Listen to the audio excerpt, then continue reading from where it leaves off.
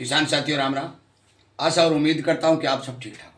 साथियों आज मैं आपको बताने जा रहा हूं कि 6 प्रकार की जो हमारी खड़ी आती हैं, जो तेल वाली फसलों में मिलती हैं, उनका प्रयोग काफ़ी किसान साथी अपने खेतों में कर रहे हैं और बहुत अच्छा सुंदर रिजल्ट भी देखने को मिल रहा है।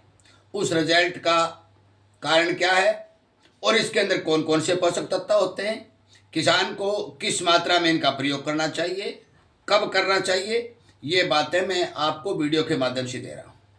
मैं आपकी जानकारी के लिए बता दूं कि प्रतिदिन कोई न कोई जानकारी किसानों को अच्छी फसल बनाने के लिए, खर्चा कम करने के लिए और किसानों को समृद्ध और सुंदर सावधान बनाने के लिए हमारे जागरूकता रूपी अभियान चैनल के ऊपर प्रतिदिन अपलोड की जाती है।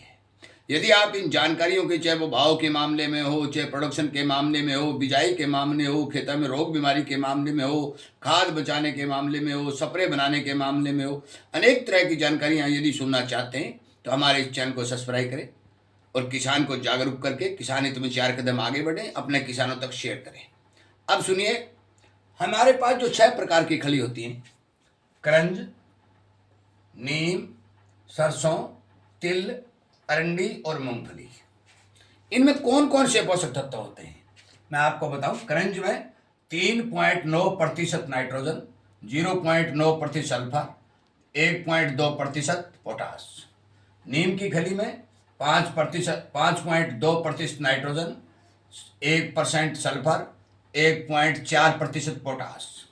सरसों की खली में 5.2% नाइट्रोजन, 1.8% सल्फर, 1.2% पोटास। तिल की खली में 6.2% नाइट्रोजन, 2% सल्फर और 1.2% पोटास।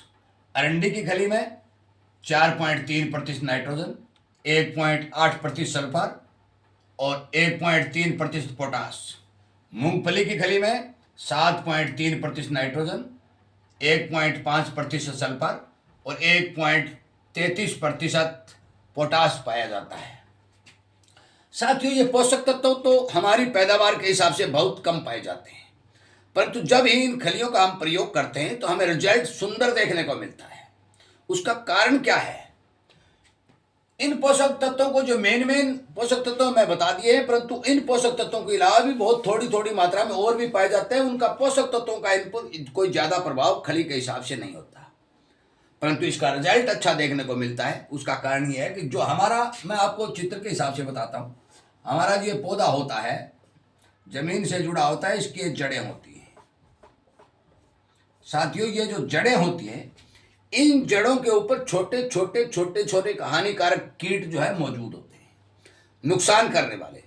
जो भी खली आप डालेंगे, जिस भी खली का आप प्रयोग करेंगे, ये खली जब जमीन के अंदर प्रवेश करेगी, इन जीवाणु, जो छोटे जीवाणु होते हैं, इनको नुकसान करेगी और इन जड़ों को सुरक्षित बना देगी। जो जिसको हमें नीमाटोड भी बोलते हैं, फंगस भी बोलते हैं, अनेक तरह के नाम इन हानिकारक जो बैक्टीरिया है इनको दिए जाते हैं। इनको मारने का, इनको कंट्रोल करने का, इनसे पौधों को, जड़ों को सुरक्षित रखने का सबसे सुंदर हम जो जैविक में तरीका ढूंढना चाहते हैं, तो इन 5 प्रकार की किसी भी खड़ी में से कोई भी खड़ी ले लें, आपको अच्छा और सुंदर रिजल्ट मिलेगा। मैं आपकी जानकारी के लिए बता दूं कि हर एक तरह की फंगल एक बार में कंट्रोल नहीं करेगी। धीरे धीरे आप इसका इस्तेमाल करेंगे तो मान के चलो आपकी फसल भी अच्छी रहेगी, आपकी जमीन से फंगस और निमाटोड खत्म हो जाएंगे और आपकी पैदावार बढ़ेगी, घटेगी नहीं। ये मैं विश्वास के साथ कहता हूँ। अब मैं बता देता हूँ इसका प्रयोग हम कब करें। साथियों, जब हम फसल की बिजाई करते समय, जब खेत को खाली होता है, खेत उसमें जब जुताई करते हैं, उससे पहले गीली जमीन हो चाहे सूखी जमीन हो, कोई फर्क नहीं पड़ने वाला, उसके अंदर इसी किसी भी प्रकार की खली का आप पाउडर बनाइए, छिड़काव कर दीजिए, उस ऊपर से बुआई कर दीजिए। संपूर्ण रूप से यह खली जमीन के मिट्टी के अंदर मिक्स हो जाएगी और जब भी पानी लगाओगे या गीली जमीन है तो जमीन के अंदर जो बैक्टीरिया है उनको लगातार नुकसान करके रोकने और मारने का काम करेगी।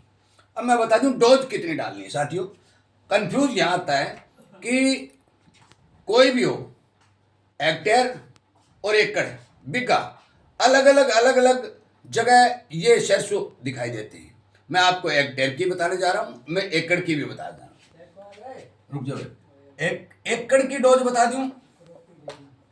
एकड़ के अंदर आप यदि कोई भी खली डालना चाहते हैं किसी भी प्रकार की, तो आप 15 से 20 किलो प्रति 6 महीने हर फसल में प्रति 6 महीने 15 से 20 किलो आप डालें, आपको बेनिफिट मिलेगा। एक बार, 2 बार, हर साल में मान के चलो 2 बार डालनी है, तो 2 फसल लेते हो 2 बार डाल दो। हेक्टेयर की बात करता हूं,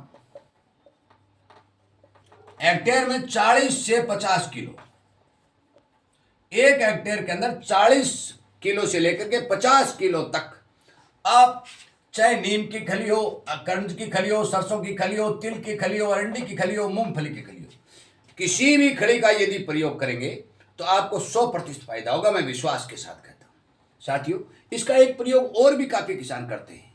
वो कौन सा प्रयोग है? 2 किलो प्रति एकड़ या फिर 5 किलो प्रति हेक्टेयर, इसको गुड़ के पानी में भिगोकर अपनी फसलों पर स्प्रे जे करोगे तो भी आपको सुपर फास्ट रिजल्ट देखने को मिलेगा, मैं विश्वास के साथ कहता हूं। क्योंकि भारी मात्रा में किसान अब खली का प्रयोग कर रहे हैं। सबसे ज्यादा प्रयोग सरसों की खली का हो रहा है, क्योंकि सरसों की खली हर जगह आसानी से उपलब्ध हो जाती है। बागवानी वाले किसान नीम की खली का प्रयोग कर रहे हैं।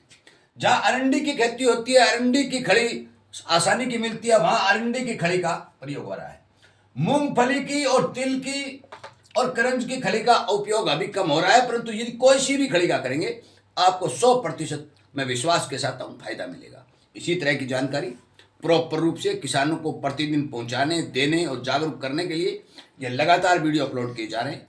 हमारे साथ जुड़िए, अपना खेती का खर्च बचाइए और अनेक किसानों को इस बारे जानकारी दीजिए, ताकि किसान को खुशहाल बनाया जा सके, किसान का खर्चा बचाया जा सके। यदि ये जानकारियाँ पसंद आ रही हैं तो आप शेयर करिए और किसानों तक पहुंचाने का काम करिए, और खुद भी सब्सक्राइब करके चैनल के साथ जुड़िए, ताकि प्रतिदिन आपको एक वीडियो लगातार इसी तरह की जानकारियों का मिलता रहेगा।